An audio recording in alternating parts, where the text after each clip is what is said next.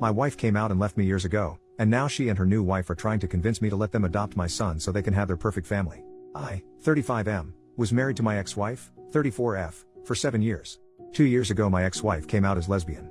This came as a complete shock to me. She and her partner were co-workers who had an affair since she joined the company a year before our divorce.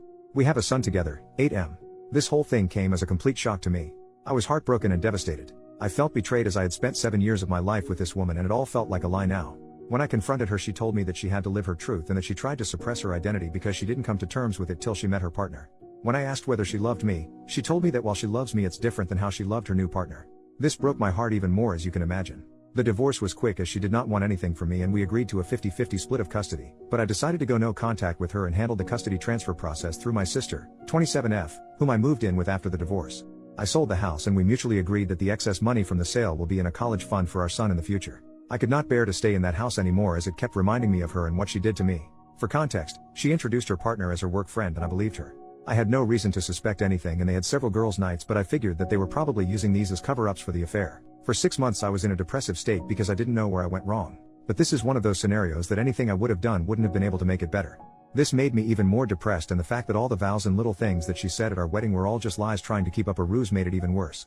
The two people that got me through this state was my sister, whom I am eternally grateful for helping with her nephew and helping me while maintaining her career. The other person that got me through this was my college ex-girlfriend. Around 4 months after the divorce we reconnected at a reunion and she really helped through the worst of it as a friend. Around a year after the divorce, we started officially dating, and I introduced her to my son.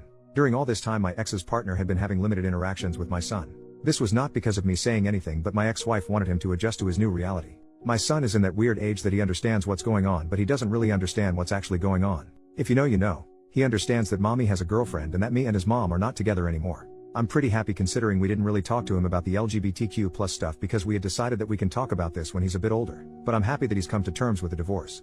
Around 8 months ago, my ex said that she was officially moving in with her partner and that she was engaged. At this point I still was on no contact except brief conversations that concerned our son. She invited me to the wedding but I declined.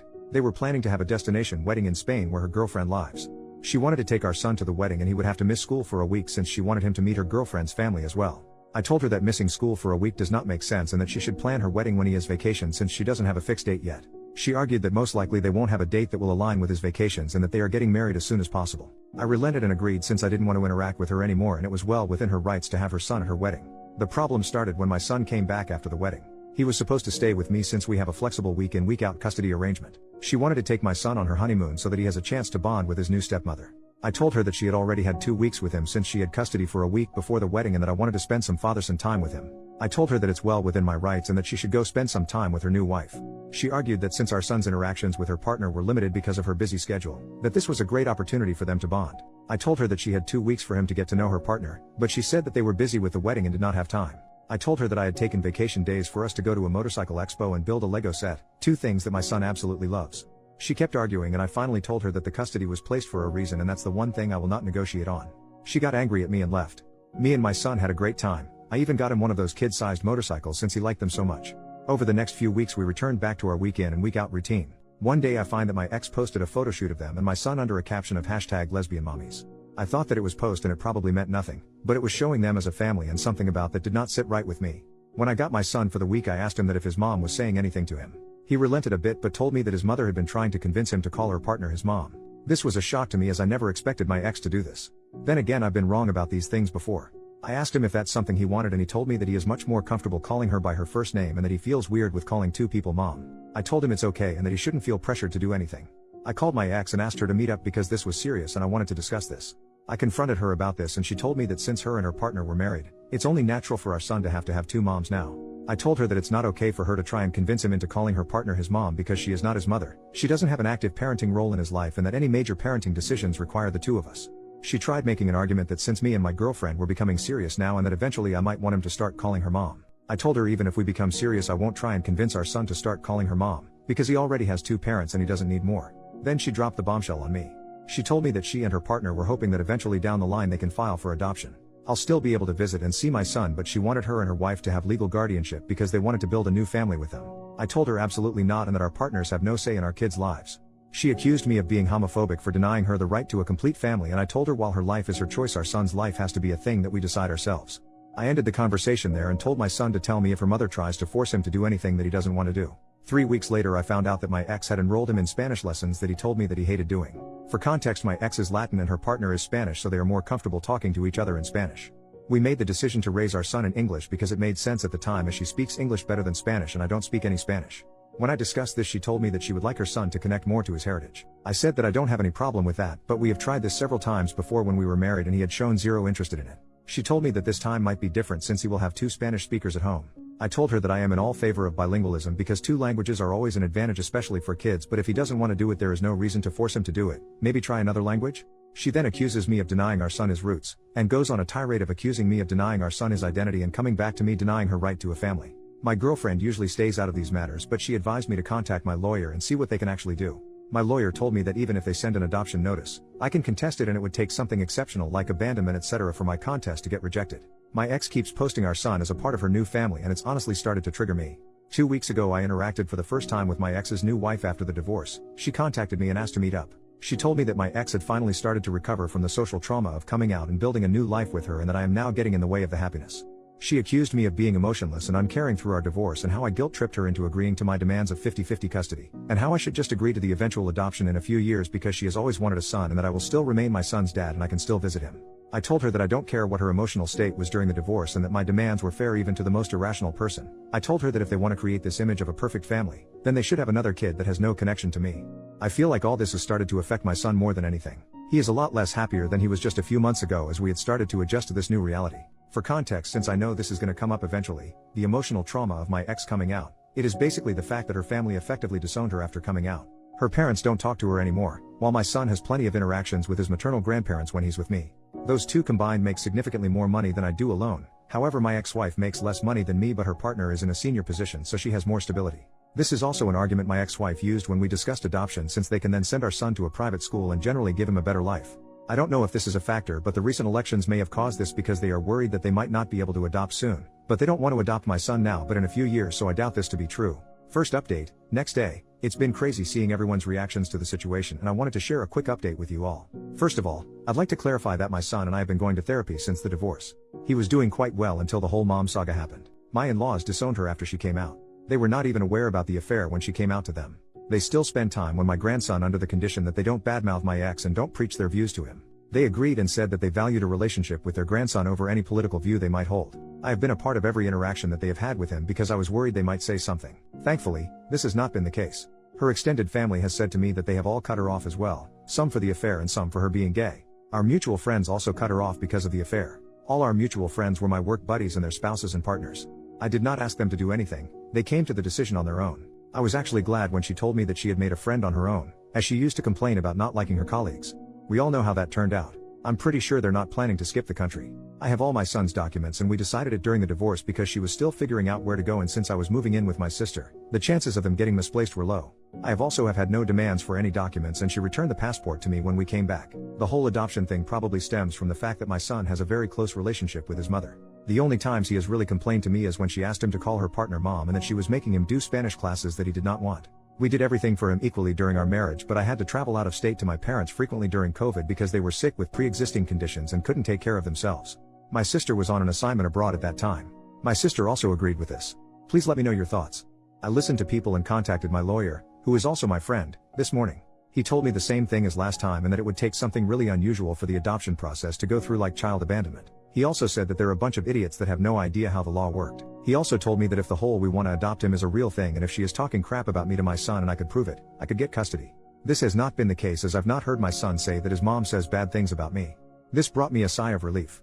I plan to contact my ex today with the following conditions. 1. We both install parenting apps and document all interactions. 2. No more mention to me or my son regarding adoption or calling her partner mom. 3. No more posting images of my son as a part of their perfect queer family because frankly, I don't want my son's photos on the internet when he is so young and he can decide what he wants when he is older. I plan to talk to my ex in a couple of hours. Please let me know what you think about this. Second update, next day. Hi all, so I talked to my ex today. She was busy yesterday and I wanted some more time to gather my thoughts. When we met, I put forth my demands. She told me that the parenting app idea seems fine and that she has no problem with it. She got sad when I told her to drop the idea of adoption and calling her partner mom, as it's just not gonna happen. She told me that her family was pressuring her to settle down. I proposed after a year of dating and I did not know this, and getting pregnant so soon after getting married was not what she had in mind. She got pregnant 1.5 years after getting married. Is that soon? I don't know. She told me that she was in the closet all her life because of her parents and that she thought marrying me would cause her feelings to subside and that she was happy until she met her partner. She did go through postpartum depression after giving birth, but I did not know that she didn't want to get pregnant so soon.